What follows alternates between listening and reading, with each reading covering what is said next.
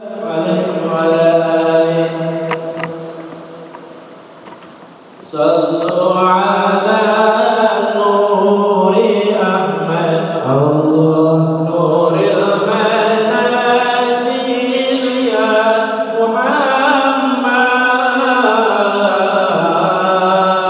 محمد يا من خلق من نور ربي الله يا من سمي قبل يولد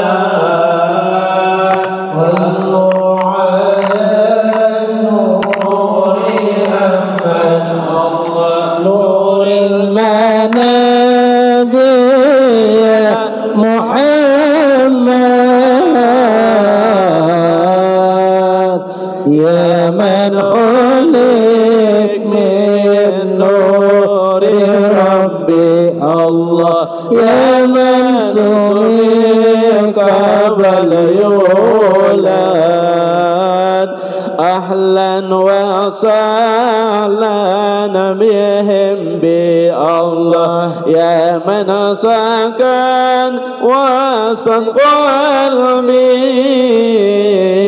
قلبي وفي الهوى صار حسبي الله هذه مقادير ربي صلوا على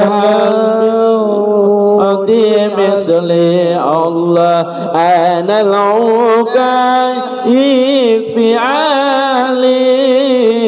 عليم وقد عسرت بجهلي الله يريه الآب به صلوا على النور أحمد الله نور المنازل يا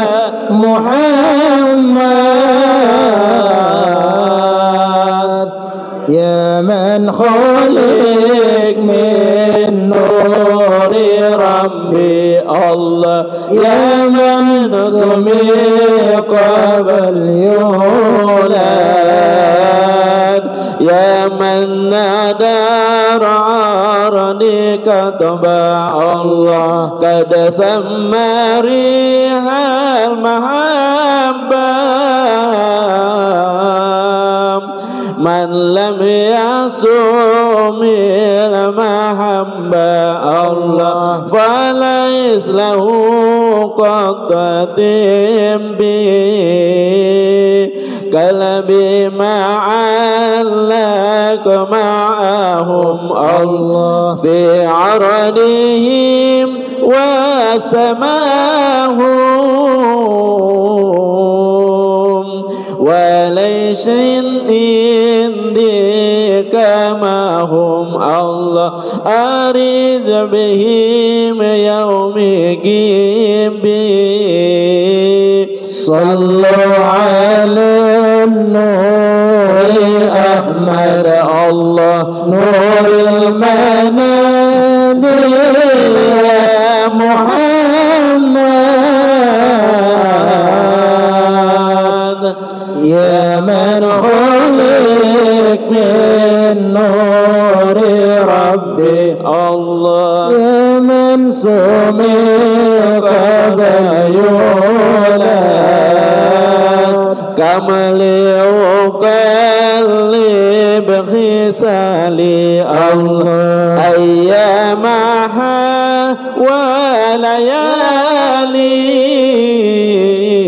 وليالي البر والبحر مالي الله وجرعهم منه حبيب يا ليت لي عيني تنظر الله أو عندهم كنت أهدور نرعى الجميل ثم نذكر الله أنا مرائي ملابي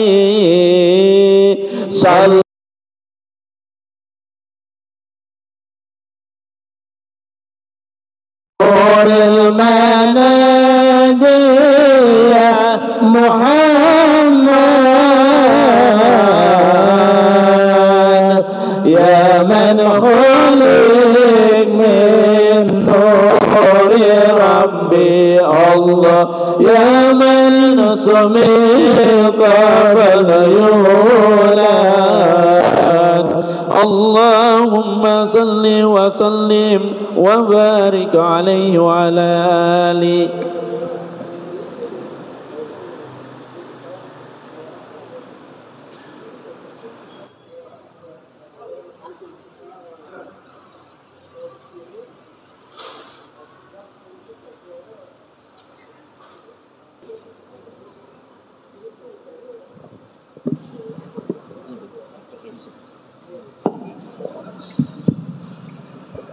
Al-Fatihah ila ruh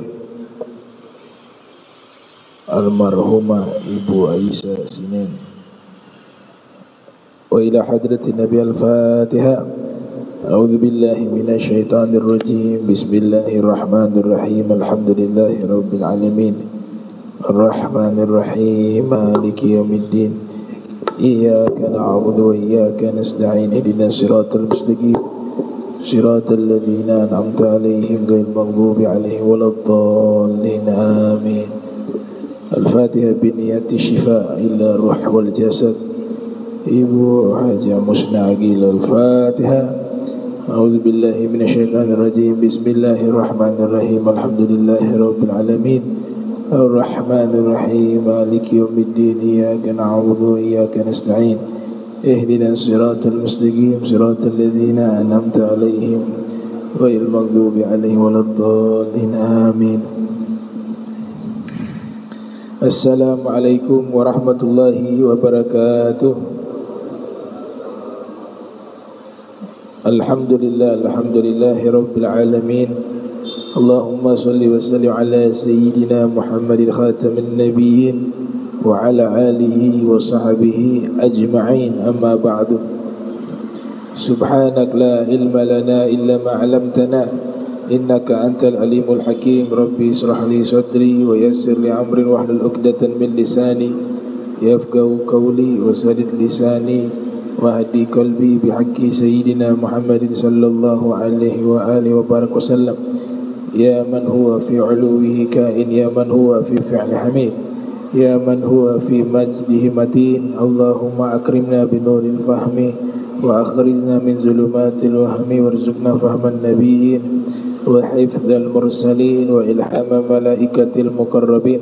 ربنا زدنا علما وفهما وأكرم الأكرمين بحق سيدنا محمد خاتم الأنبياء والمرسلين. Ya Rahman Ya Rahim. Wa sallallahu ala Sayyidina Muhammadin wa ala alihi wa sahbihi wa barak wa sallam. Walhamdulillahi rabbil alamin.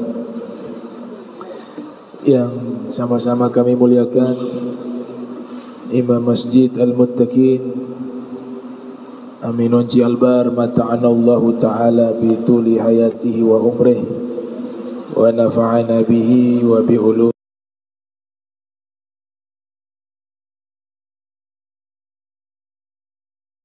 wal Habib Alwi Albar mata'ana Allah Ta'ala bituli hayati wa umrih wal Ustadz Jamal wal Ustadz Syarif wa jami'ul hadirin yang insyaallah dirahmati Allah Subhanahu wa Ta'ala. Qala musannif rahimahullah wa radiyallahu ta'ala anhu wa ardah. Ta'rifu sabri wa ma warada fi fadlihi. Kita sampai di pembahasan yang baru, pembahasan terkait as-sabr, kesabaran. Nah, sebelum kita membahas masalah ta'rifu sabr, nah mungkin sebagai pengingat sebagaimana yang disampaikan oleh para masyayikh bahwa sabar ini sesuatu yang tidak enak.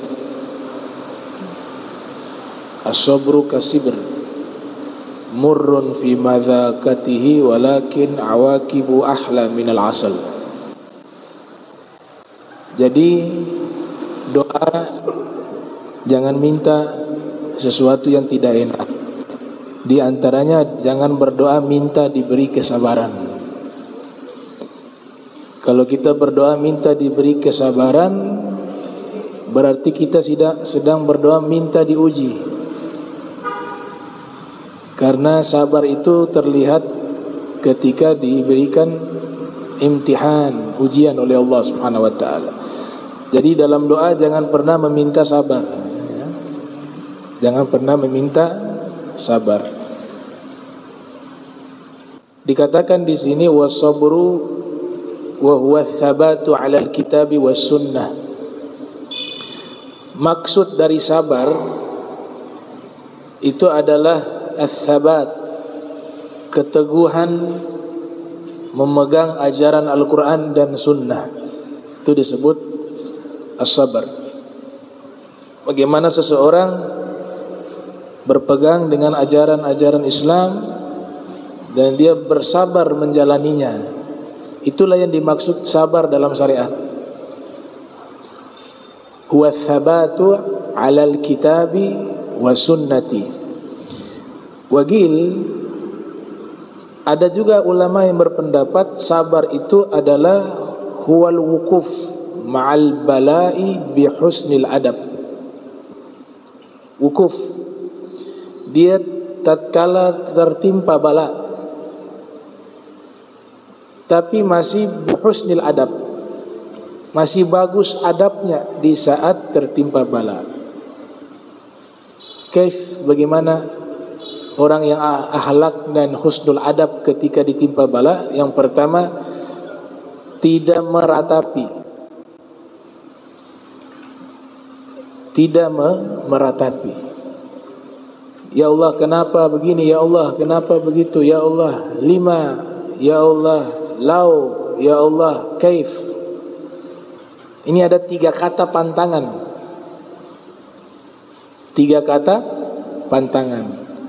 Jadi kalau kita terkena musibah, 3 kata ini dihindari. Ada qala Imam Haddad fi diwanih, law walima wa kaif qaul zawil hamak ya'tarid 'ala Allah alladhi khalaq. Ucapan pertama yang jadi pantangan, ya. Tidak layak seorang mukmin mengucapkan 3 kata ini di saat tertimpa musibah. Yang pertama, law, ay law, seandainya saya begini, tidak mungkin terjadi begini. Seandainya begitu, seandainya begini, seandainya terus.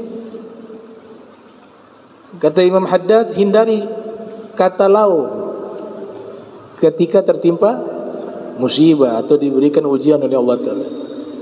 Seandainya saya ada, ini dia tidak akan begini, tidak akan sakit, tidak akan begini. Seandainya begini, ya Allah, saya akan begini. Seandainya, ya Allah.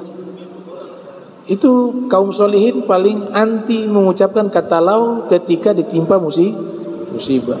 Lau, seandainya. Yang kedua, walima. Kenapa harus begini? Kenapa ya Allah?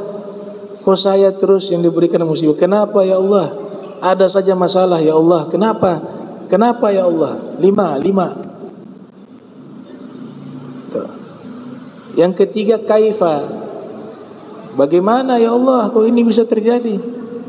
Bagaimana ya Rabb, kok saya sudah taat tapi ujiannya terus tidak pernah kau hentikan ujiannya? Bagaimana ya Allah, rezeki saya masih sempit padahal saya sudah sedekah, saya sudah berbuat baik. Bagaimana ya Allah? Itu gal Imam Haddad begitu. Law walima wa kaif qaul dzil hamak. Qaul dzil hamak. Ini ucapan orang yang dungu, kata Imam Haddad. Kenapa dikatakan orang yang dungu mengucapkan kalimat ini? Ya'tarid Allah alladzi khalaq. Dia memprotes kepada Allah yang telah menciptakan takdir tersebut untuknya.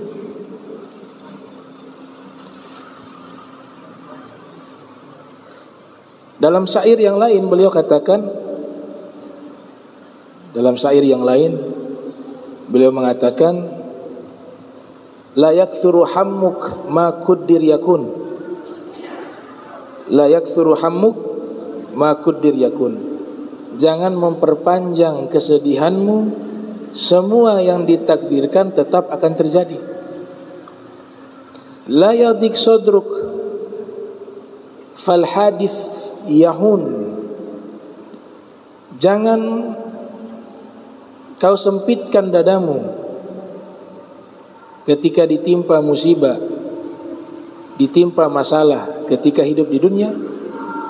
Fal hadith yahun, karena semua masalah yang di dunia itu ringan. Allahul muqaddir wal alam syu'un. Allah yang menetapkan itu semua, dan alam semesta ini mengikuti kehendaknya Allah. Jadi semuanya kembali dari Allah. Nah, orang kalau punya keimanan kepada takdir dan qada, masalah apapun secara manusiawi, sedih itu pasti, kecewa itu pasti. Tapi bedanya yang beriman kepada takdir dan qada, waktunya gak lama, sedihnya itu gak lama. Tapi orang yang tidak punya pegangan kepada takdir dan qada, maka dia bisa frustasi. Kau bisa lihat Jepang, sensus data termasuk negara yang penduduknya paling banyak melakukan praktek bunuh diri, karena gak ada konsep yang namanya qadar wal qada. Kita punya itu. Ingat, semua masalah ada selesainya, ada batasannya, dan semua itu dari Allah. Bisa jadi bentuk cintanya Allah lewat masalah. Mungkin dari lewat pintu itulah Allah hapus dosa kita. Mungkin lewat pintu masalah itulah Allah akan ganti sesuatu yang lebih baik daripada itu.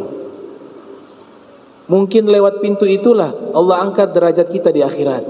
Kita gak tahu. Harus husnuzon kepada Allah. Wat tadbir aidan. Ya. Wahsin fi dzunun, kata Imam Haddad. Fawwid luh umurak.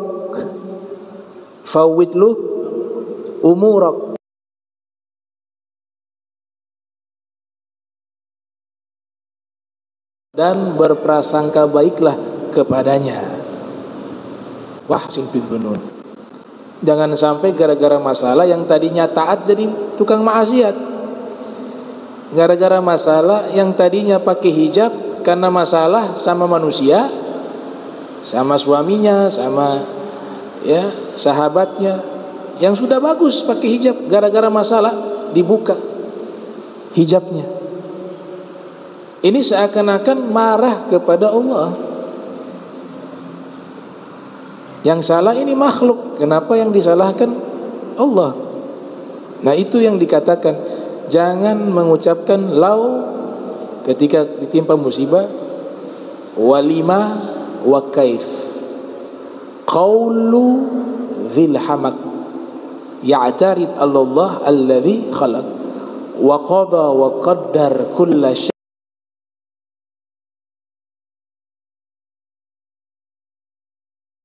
Lusyabihak maulakal muhaimin innahu yarak. Tapi ingat, kau dapat masalah, kau dapat problem, ingat Allah Tuhanmu selalu memeliharamu, melihatmu, memantaumu. Dia gak akan tinggalkan dirimu asal kau mau menyambung hubungan dengannya.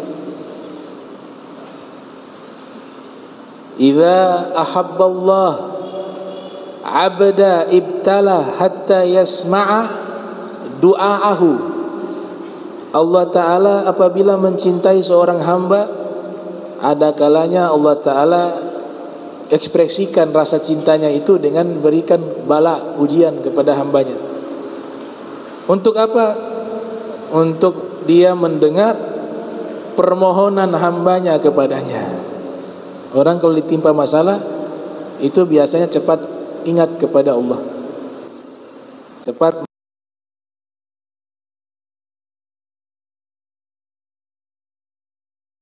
tingkatan. Ada bala yang sifatnya hukuman karena orang-orangnya melampaui batas. Ada bala sifatnya Allah Ta'ala ingin menghapus dosa mereka, Allah berikan bala. Ada bala yang Allah berikan untuk mengangkat derajat. Ada bala Allah ingin menumbuhkan satu ganti yang lebih baik daripada itu, tapi harus lewat pintu bala. Ini ziyadah, tambahan daripada para imam-imam, diantaranya Izzuddin ibn Abdissalam.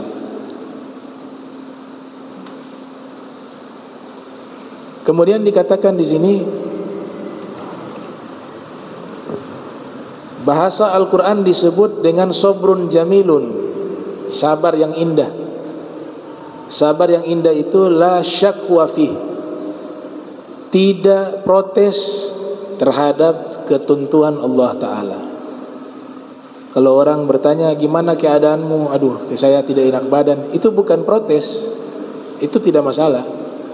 Tapi kalau sudah mengaitkan kepada Allah, kenapa keadaanmu begini ya, bagaimana kabarmu, saya sakit nih, entah Allah Ta'ala selalu beri ujian ke saya terus menerus, ada haram, gak boleh.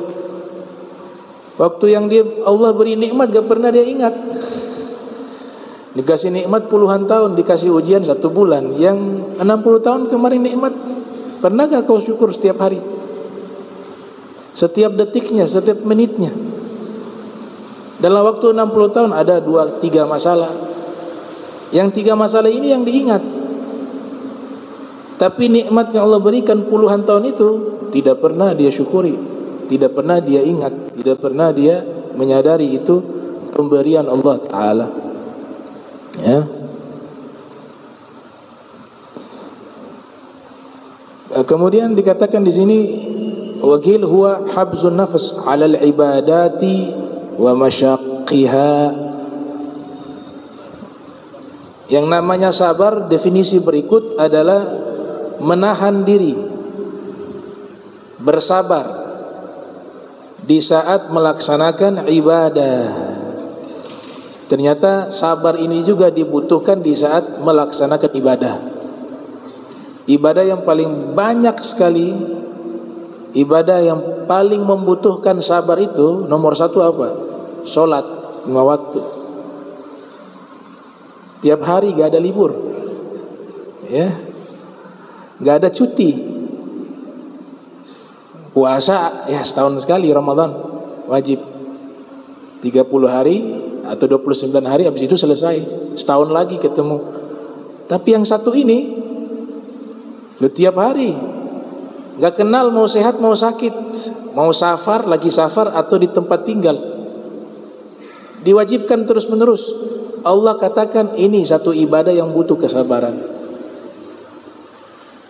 Wa'mur ahlaka bisolati wastabir 'alaiha. Perintahkan keluargamu solat dan bersabarlah dalam menjaga solat. Sabar. Yang butuh kesabaran lagi nuntut ilmu. Nuntut ilmu itu satu amal ibadah yang butuh kesabaran paling tinggi dan paling banyak. Hafal lupa, hafal lupa. Hafal yang sana, yang sini lupa. Balik yang sini, yang sana lupa. Ya. Sabar. Makanya dinyatakan dari Sayyidina Ali bin Abi Thalib, dikatakan juga oleh Imam Syafi'i di kitab Ta'alim Muta'allim juga ada, ala la tanalul ilma illa bisittah sa'unbi'uka an majmu'iha bi bayanin dzaka'in wa hirsin wastiwarin wa bulgatin wa irsyadi ustadin wa tuli zamanin. Kalian tidak akan bisa mendapatkan ilmu kecuali lewat 6 hal, lewat 6 cara. Saya akan jelaskan rangkumannya. Yang pertama dzaka'in, secara akal mampu,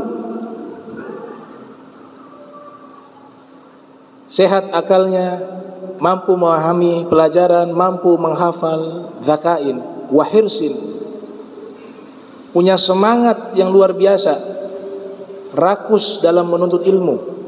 Bahasanya pakai kata hirs, rakus. Zakain wastibarin, sabar. Wastibarin, sabar. Wa bulgatin. Bulgatin kalau Prof. Dr. Syekh Ali Jum'ah, Syekh Ali Jum'ah mengartikan bulgatin itu tafarruq, fokus, totalitas. Gak boleh dia sibuk yang lain. Sibuknya dengan kitab, sibuknya dengan membaca, sibuknya dengan murajaah, sibuknya dengan belajar. Tafarruq. Tujuan utama, kesibukan utama itu. Makna lainnya bulga di situ artinya biaya. Karena belajar butuh biaya. Membeli kitab, safar. Wa man lam yajid mualliman falyarhil.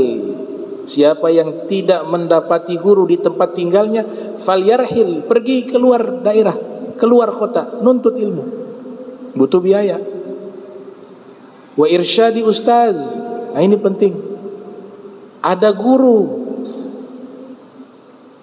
Gak ada guru, semua dipahami sendiri secara otodidak ilmu agama.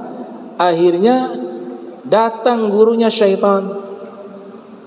Dalam bahasa simbolik, menyesatkan pemikirannya. Semua diartikan serampangan, salah semua.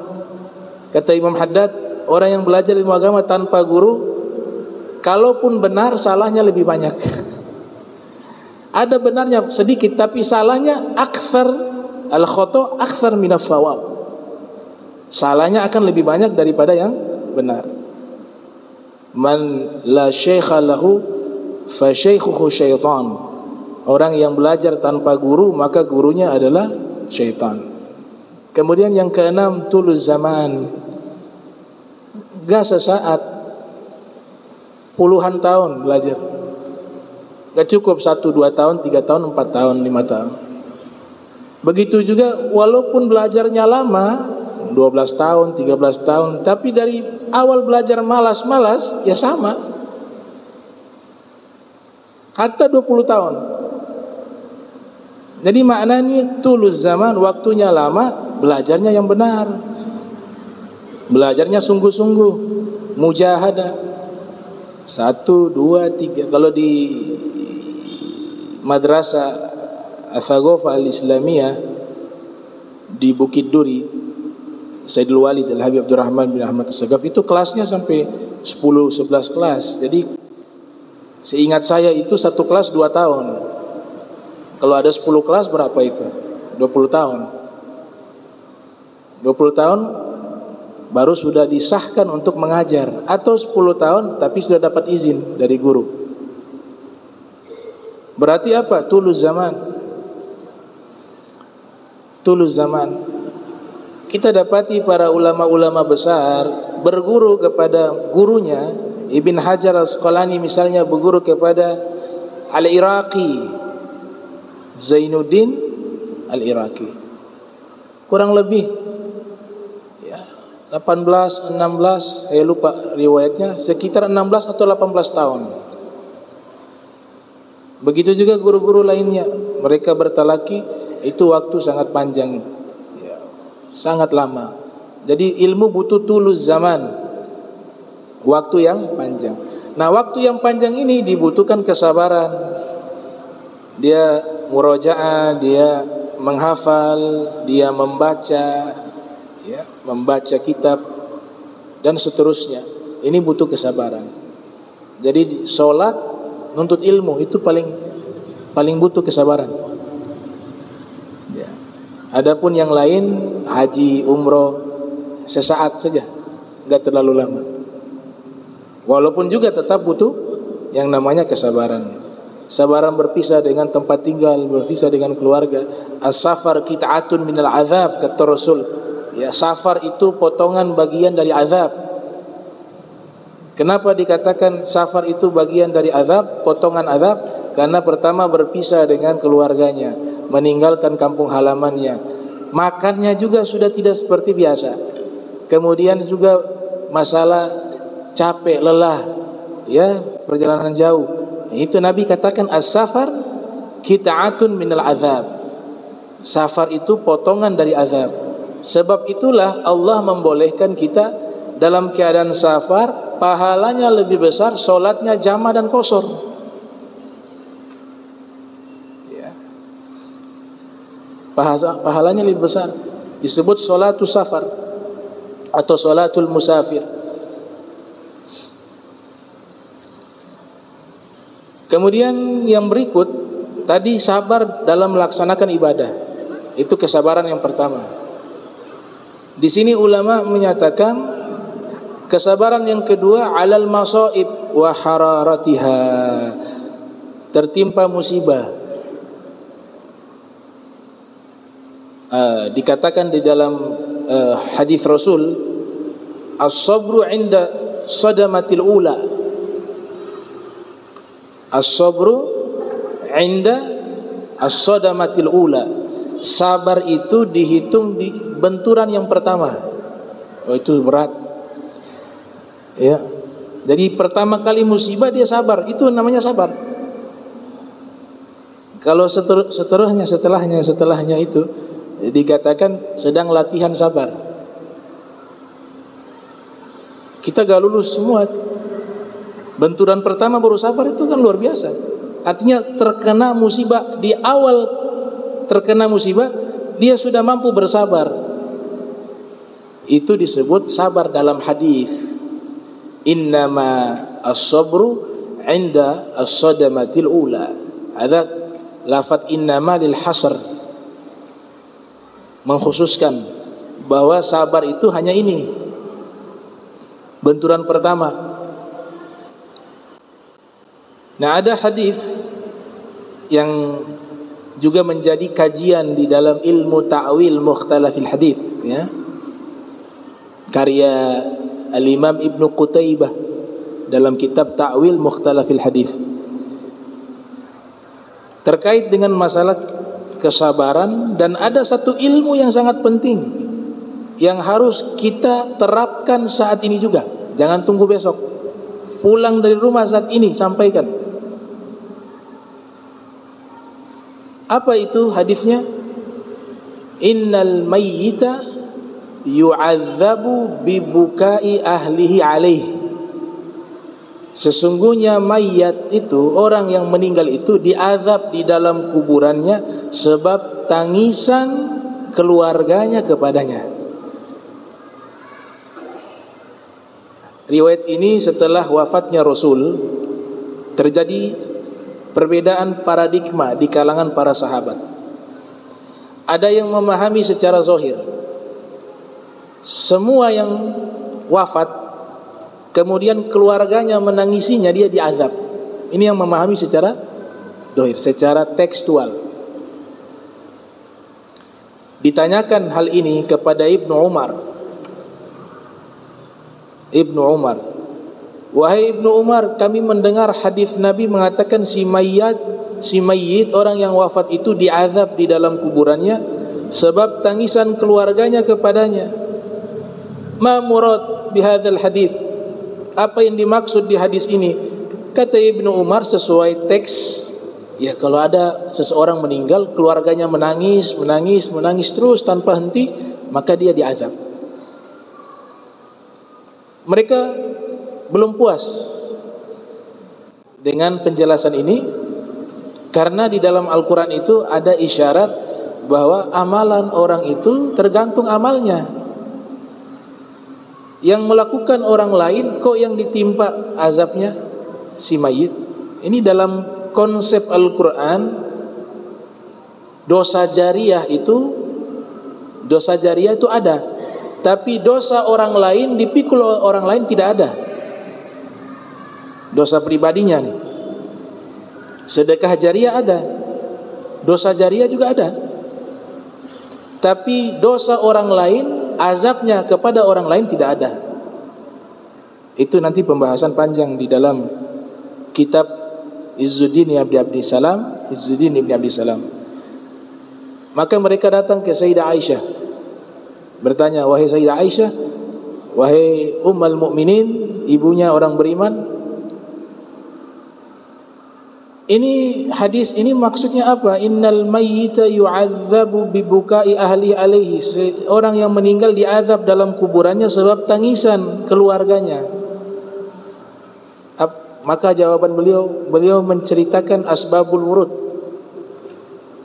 Tidak langsung menjelaskan hadis itu, tapi beliau menjelaskan kronologis daripada peristiwa yang menyebabkan Nabi melafadzkan dan menyabdakan hadis tersebut. Itu dalam ilmu hadis namanya asbabul wurud. Kata Sayyidah Aisyah, pernah dalam waktu satu malam saya dengan Nabi lewatin kuburan orang Yahudi. Kuburan orang Yahudi. Di saat itu ada orang Yahudi yang wafat. Kemudian di atas kuburan orang Yahudi itu mereka menangis secara berjamaah. Menangis.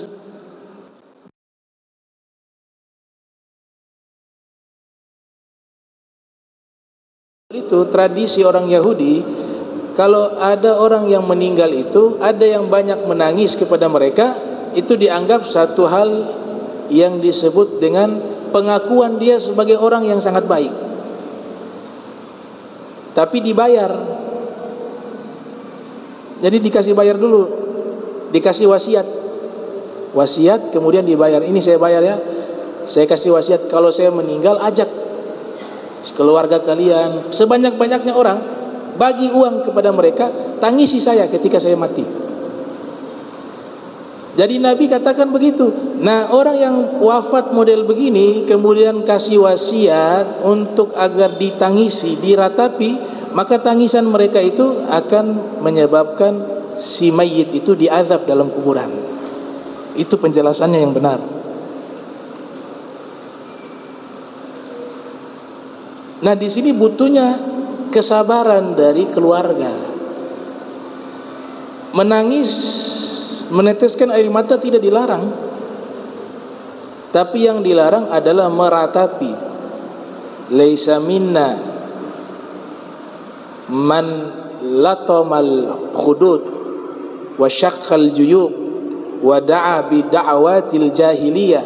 Bukan golongan kami jika ada yang meninggal dunia keluarganya, dia menampar-nampar pipinya, dia menyobek-nyobek sakunya, dan dia mengeluarkan doa-doa orang-orang jahiliyah, ratapan-ratapan. Kenapa Tuhan begini? Kenapa Tuhan? Kenapa harus ambil dia? Kenapa ya Allah harus?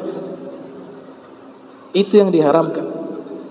Ini yang satu ilmu ini yang saya katakan kita harus amalkan sekarang juga. Pulang dari rumah, yang punya istri, yang punya anak perempuan khususnya, karena biasa kalau ada yang meninggal, yang cenderung ke arah meratapi ini golongan perempuan.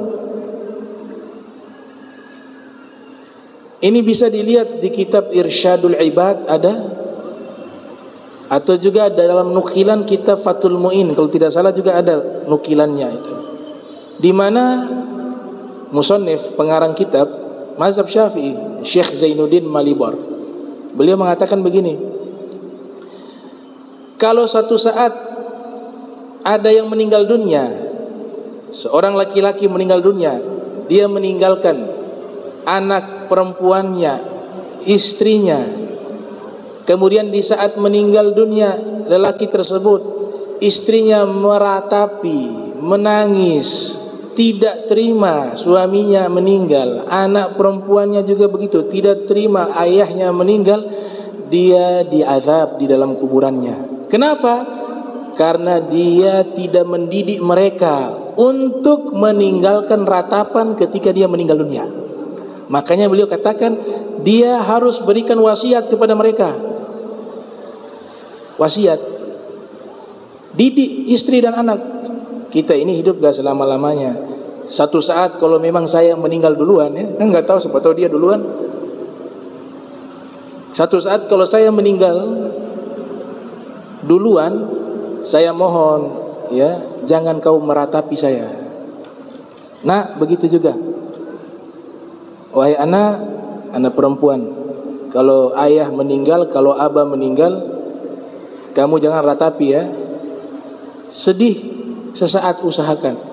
Tapi meratapi tidak menerima atas wafatnya ayah, abah mohon jangan. Ini ingat wasiat. Kata Syekh Zainuddin, dia harus menyampaikan wasiat ini. Sekalipun nanti suatu saat dia meninggal dan istri dan anak perempuannya mungkin terbawa suasana kesedihan, suasana duka, dan meratapi, dia tidak diazab. Kenapa? Karena dia sudah menyampaikan wasiat. Makanya saya katakan pulang dari rumah, habis ini ke rumah, wasiat kepada anak, kepada istri. Kita gak tahu umur kita.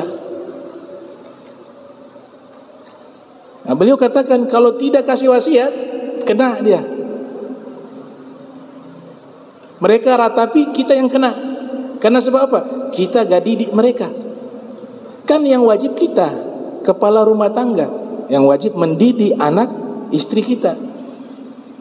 Kalau kita tidak berikan wasiat, mereka meratapi, tidak sabar, tidak mampu menahan duka, meratapi, yu'adzab, kita diazab. Itu bisa dilihat dalam kitab Irsyadul Ibad.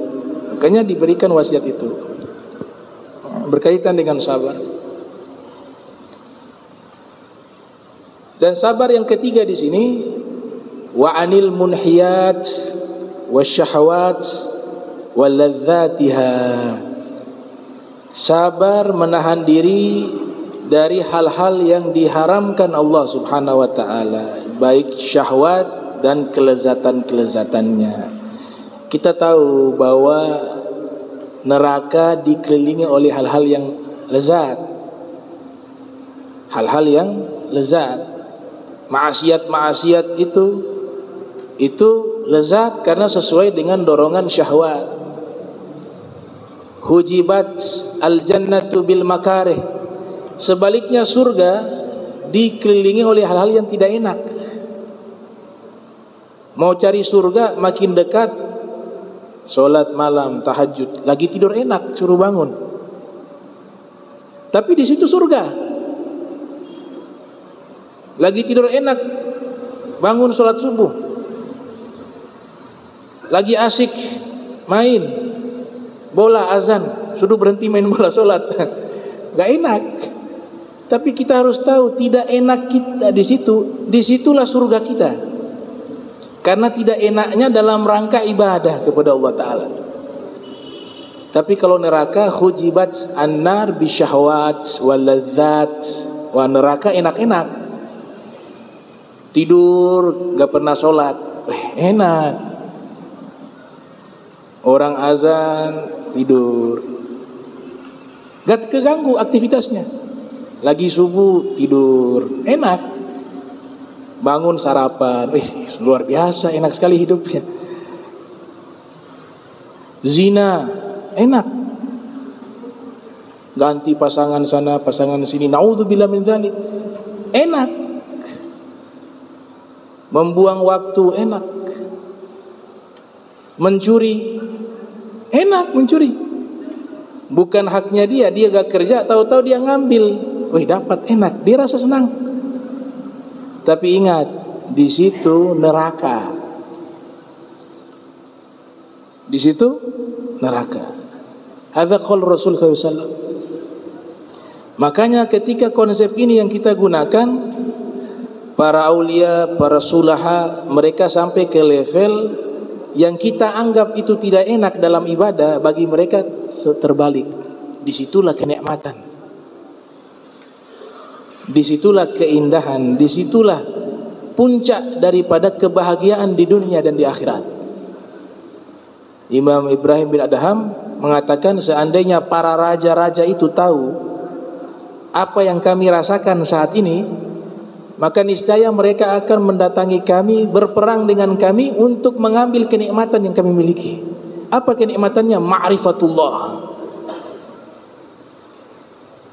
Dia mantan raja, mantan pangeran, kaya raya. Tapi ketika sudah sampai kepada puncak pengenalannya kepada Tuhannya, dia wakafkan semua istananya, hartanya, pakaian kerajaannya pun dia wakafkan. Dia pakai suf, kulit domba, pakaian. Kenapa dia seperti itu?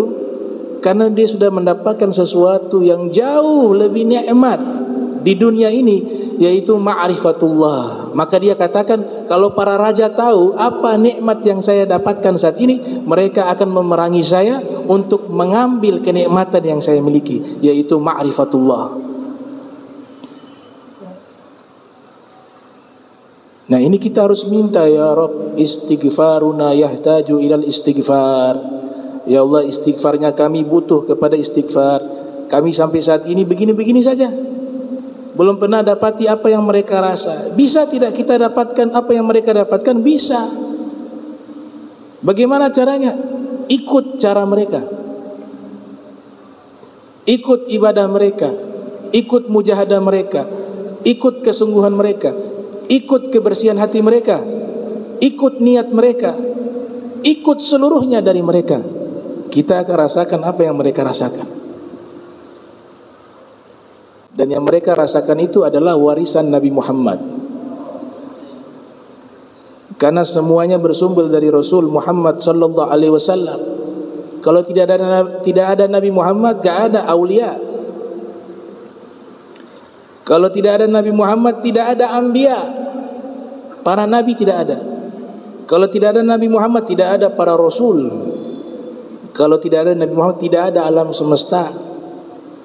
Kalau tidak ada Nabi Muhammad, tidak ada kehidupan. Kalau tidak ada Nabi Muhammad, tidak ada apapun kecuali Allah. Semua karena bibarakah wasabab Sayyidil Wujud Al-Mustafa Muhammad sallallahu alaihi wa alihi wa barak wasallam.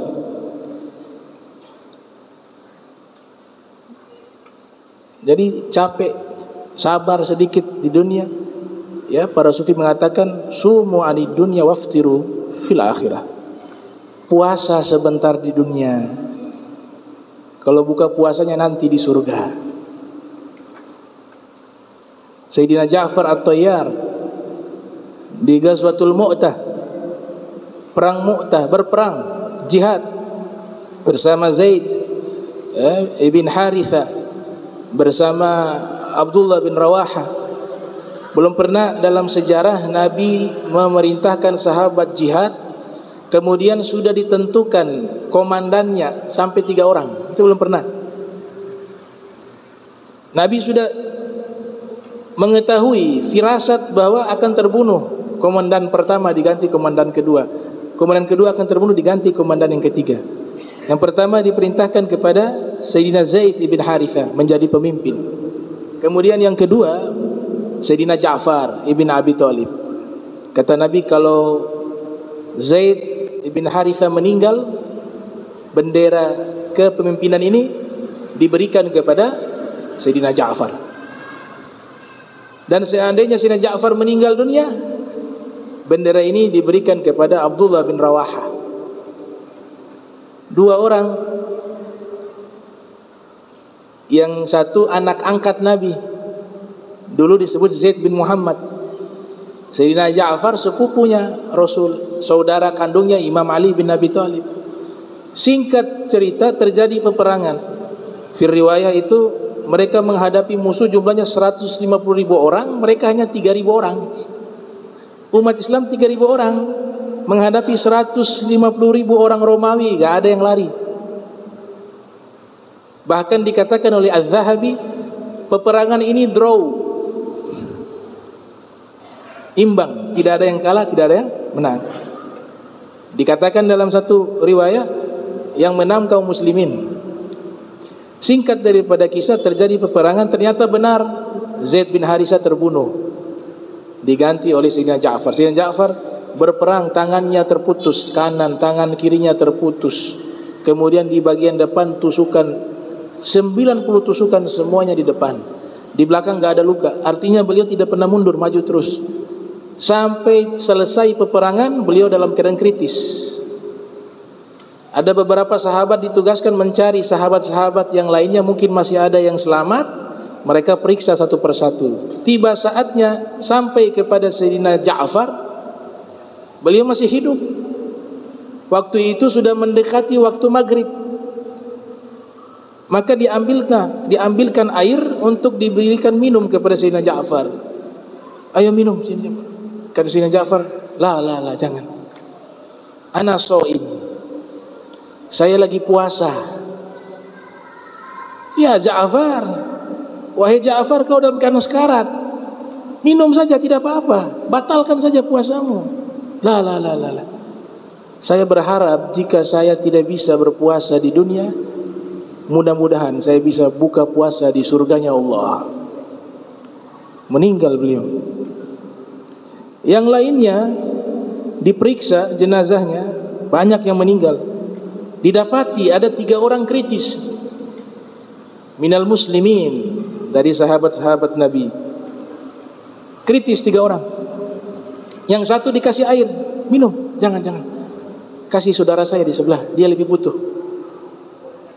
Pergi ke sebelah, dikasih minum lagi, jangan. Kasih yang di sana, dia lebih butuh air dari saya. Sampai ke orang ketiga mau diberi minum, jangan. Kasih saudara saya yang pertama tadi itu, dia lebih butuh. Akhirnya pergi ke yang pertama sudah meninggal. Yang kedua sudah meninggal, yang ketiga akhirnya sudah meninggal. Meninggal karena mengutamakan saudaranya. Haus dalam keadaan sekarat. Nah, mereka ini dapat manzilah yang agung di sisi Allah Subhanahu wa taala. Itu buah daripada kesabaran. Waqil al-ma'na anna sahibahu la yazalu mustadi'an binuril haq 'ala sulukis sabilil huda wa tajannubi tariqil rada. Makna dari hadis as-sabru diyaun, sabar adalah cahaya, diyaun. Ya, dalam hadisnya itu as-sabru diyaun. Sabar itu adalah cahaya. Ini kata diya dengan kata nur beda. Nur itu bahasa Arab itu artinya cahaya. Nur, nurun ala nurin. Allahu nurus samawati wal ard. Laqad ja'akum minallahi nurun wa kitabum mubin wa yukhrijukum minaz zulumati ilan nur. Itu artinya cahaya. Tapi beda dengan dia. Dia artinya cahaya tapi memiliki makna yang berbeda. Disinilah kehebatan Al-Quran mengungkap ilmu astronomi. Mengungkap ilmu astronomi. Di zaman dahulu 1000 tahun lalu Al-Quran sudah menyatakan ja'ala syamsa diya'a wal qamara nura.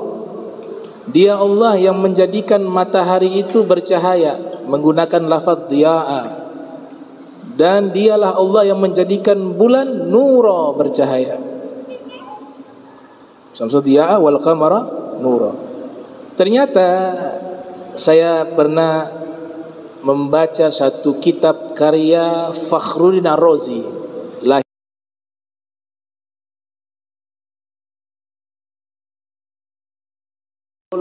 geologi, astronomi, fisika, dan ilmu akidah, teologi. Beliau beri judul Al-Mabahith Al-Masyrikiyah fi Ilmi Ilahiyati wa Tabi'iyah. Di dalam kitab tersebut beliau mengatakan, ketika Allah Ta'ala berfirman, dia Allah yang menjadikan ja'ala asy-syamsa diya'a, matahari itu bercahaya, menggunakan lafaz apa? Diya'a. Itu artinya zatnya bercahaya. Cahayanya itu dari bendanya. Sederhananya begini, matahari yang kita lihat bersinar, memang matahari itu dia bercahaya. Cahayanya dari matahari. Allah ciptakan matahari bercahaya dengan zatnya, dia bercahaya. Makanya menggunakan diya. Dia itu cahaya dari zatnya. Berbeda dengan bulan. Wal qamara nura. Dan bulan itu Allah jadikan nuro. Kenapa tidak pakai diya? Tapi Allah menggunakan firman-Nya dengan lafaz nura, karena nur itu pantulan cahaya. Bulan yang kita lihat malam hari dia bercahaya, cahayanya bukan dari bulan, tapi dari pantulan cahaya sinar matahari. Lihat 1000 tahun lalu sudah diungkapkan ya fakta-fakta ilmiah terkait ilmu astronomi lewat firman Allah Ta'ala dalam Al-Quran. Itu bedanya dia wa nur. Tapi uniknya ketika Allah sifati Nabi Muhammad sallallahu alaihi wasallam dengan dua sifat tersebut, siraja munira. Nabi punya dua, bulan punya satu, nura. Matahari punya satu, diaa. Tapi Allah sifati kekasihnya Nabi Muhammad sallallahu alaihi wasallam, Allah nyatakan wasirajam munira. Kalau Nabi Muhammad punya dua cahaya. Yang pertama cahaya yang ada dalam zatnya, yang kedua bisa memantulkan cahaya sampai tembus ke sanubari manusia. Anta nurun fauqa nurin. Engkau cahaya di atas cahaya. Nah, insyaallah kita lanjutkan di Jumat berikut. Allahumma jam'ana hadza jam'a marhuma wa tafarraqana min ba'di tafarruqan ma'zuma wa la tajal minna wa la minna syakila mahruma. Subhanaka bihamdika asyhadu an la ilaha illa anta astaghfiruka wa atubu ilaik. Wa sallallahu ala sayyidina Muhammadin wa ala alihi wa sahbihi wa barik wasallam. Wa lafu minkum wassalamu alaikum warahmatullahi wabarakatuh.